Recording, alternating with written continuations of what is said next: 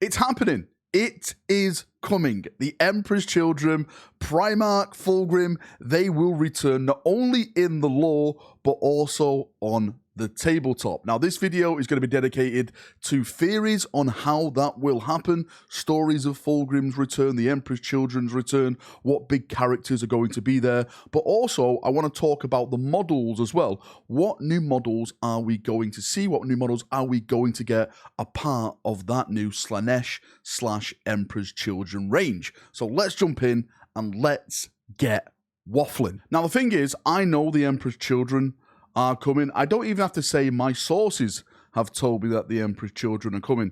All you have to do is just look at the business timeline of Games Workshop bringing back the Chaos Gods, and anyone can come to that conclusion. We've already had Magnus and the Thousand Sons and Tzeentch. We've already had Death Guard with Mortarion and Nurgle. We're about, if not, it's probably out right now at the recording this video, we're about to get Angron and the World Eaters for Khorne, and that just leaves now Slaanesh, Fulgrim, for the Emperor's Children. Now, when do I think this is going to be happening? I do think it will be in 10th edition. The reason why I say that, every single edition there has been a Primarch released. 7th edition was Magnus, 8th edition was Mortarion and Guilliman, 9th edition, which we're in right now, is Angron. Therefore, 10th edition, I am saying that is going to be the edition where we're going to see Snake Boy and the return of his sons. Now, the big question is, how is Fulgrim, the Emperor's Children, how are they going to return to the setting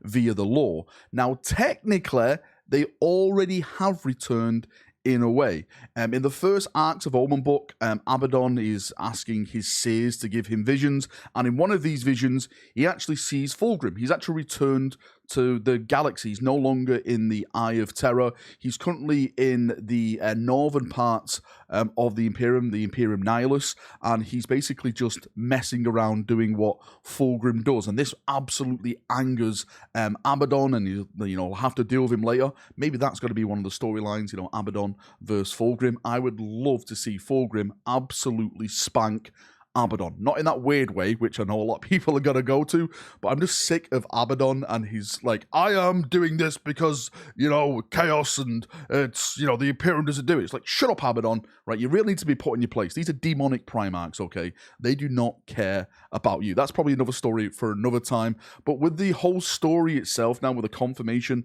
that he's already back, like, what is going to move Fulgrim from doing his pleasure stuff on the planets, torturing, killing people, and actually getting back into the main storyline of actually fighting against the Imperium, going against his brothers who have already returned to the setting as well. Now, I have two theories on how they could do this. This, of course, is my fandom, so take it for whatever you want to take it as. The first one is Guilliman.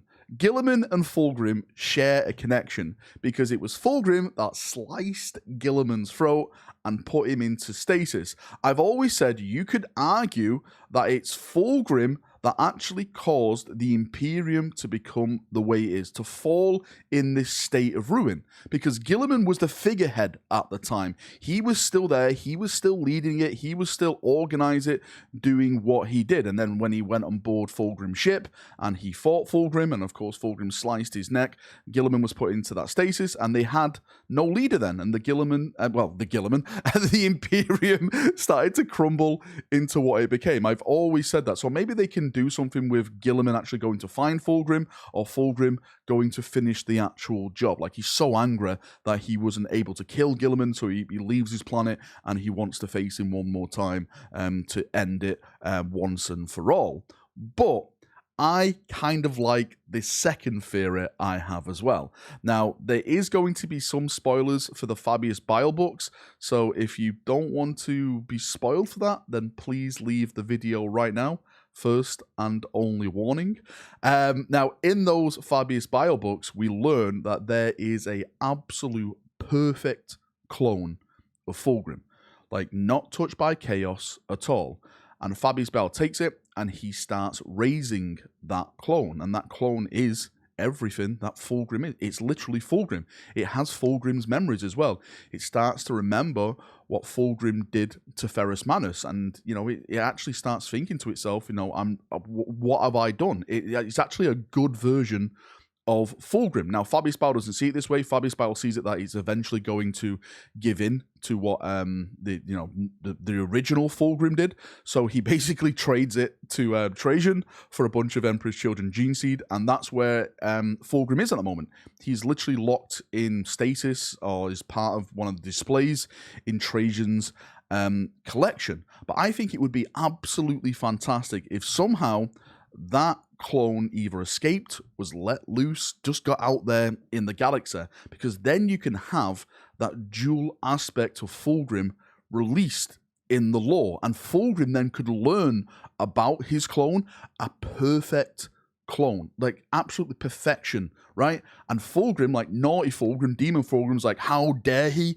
I am the only perfection in this galaxy. How dare someone parade around as me? And that could really kick him up the arse to get out there to start fighting and start looking for that clone. Because if anything, which is going to get Fulgrim moving, demon Fulgrim, is someone pretending to be as beautiful as he is. That is the perfect solution for Fulgrim to get out there. And just before we move on to the model side of things, I just want to say, if they manage to do that with CLONEGRIM and everything like that, I think it also could add another layer to the lore, where you have a clone a clone version of a Primarch, which is technically good, wanting to actually side with the Imperium and actually help him, even though the original Primarch of that clone has brought so much destruction and despair to it. It makes for such interesting talking points. Can you actually trust it? Are people actually going to follow it? What's going to be happening with his brothers interacting with him? Gilliman, the Lion, when he returns and stuff like that. How cool would that actually be? So fingers crossed that actually happens. The story's out there. It's ready to be written. We just need someone to do it. Please, Games Workshop. I think it would be absolutely incredible. Now, moving forward and talking about the model side of things, I'm looking at this kind of from the Thousand Sun, Death Guard, World Eater type of standpoint. Maybe not Death Guard. Death Guard, I've got a lot of stuff, more from the Thousand Sun and World Eater stuff, since they've got something, but not a lot of stuff. So, first things first, of course, Demonic Primarch. That is a given. I cannot wait to see how they do Fulgrim. If we look at the art pieces, of course, he's going to be a snake boy, 4 arms, swords, absolutely killer. I suspect he may be the most badass looking demonic Primarch to date. Angron for me is fantastic. I love Angron because I love everything about the World Eaters. I think Magnus is pretty cool. Mortarian's cool. But I think something about Fulgrim's demonic Primarch model would just simply blow everyone else's out the water.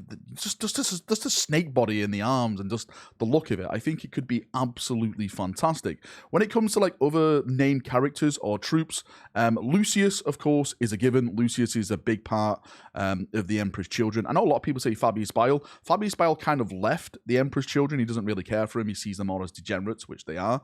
And technically, he's already got a new model as well. You could do a Fabius Bile range with the, what are they called? The New Men, or something like that, if I remember right from the book series. Eidolon is another big character that is in the Emperor's Children. I've heard conflicting things about Eidolon. Eidolon's dead, but I've been reading about him in the current lore, so I don't know why people are coming up to the conclusion that he died. Yes, he did die at one point. Fulgrim chopped his head off and they sewn it back on and everything like that. But he is back, and he's basically the de facto leader of the Emperor's Children at this moment in time, if I'm not mistaken, because Fulgrim is just too busy doing what Fulgrim wants and pleasuring himself and, all that weird shenanigans. In terms of, troops and everything and, other stuff like that, I'm sure they'll make some new stuff like we've just had with, the 8-bound and the Exalted 8-bound and everything like that. Noise Marines, of course, are a given. We definitely would love to see new Noise Marine kits added to that. Maybe some type of, Slaneshi half-cross Marine, demon models, demonette models, or something like that. Something that's really scary, kind of like the 8-bound, but not the 8-bound, just more Slaneshi. I'm really struggling to see where we can go with Slanesh and Emperor's Children stuff.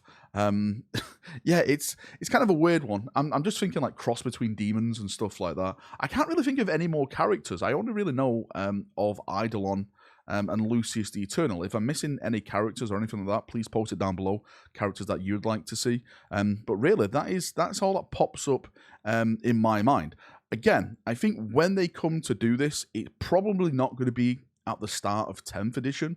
I see it just like we've had now with 9th edition, where it's probably going to be at the end of 9th edition. I will let you know, I have heard whispers through the warp about Fulgrim stuff, about the Emperor's Children stuff, but nothing like I can really put my foot in the door and really go down the rabbit hole. Hopefully, when 10th drops, which it is going to be in, 4 to 5, 6 months or something like that, we'll start getting more hints in the lore about what Fulgrim's doing, what his shenanigans are, and they'll start hopefully building up the hype to that full release of Fulgrim. Anyway, Chaperoonios, thank you for coming, thank you for watching, as always. I would love to get your thoughts and feedback on the Emperor's Children, Fulgrim, their potential return. Do you think it's going to be 10th edition, 11th edition, 12th edition? Is it going to be one Primarch that returns in 10th edition? Do you think a Primarch's going to return in 10th edition? What characters would you like to see the Emperor's Children? What else, like story-wise, would you like to see? Post it all down below, and we can have a nice little chin wag down there, as we always do. Thank you, see you now, have a great day, and bye-bye.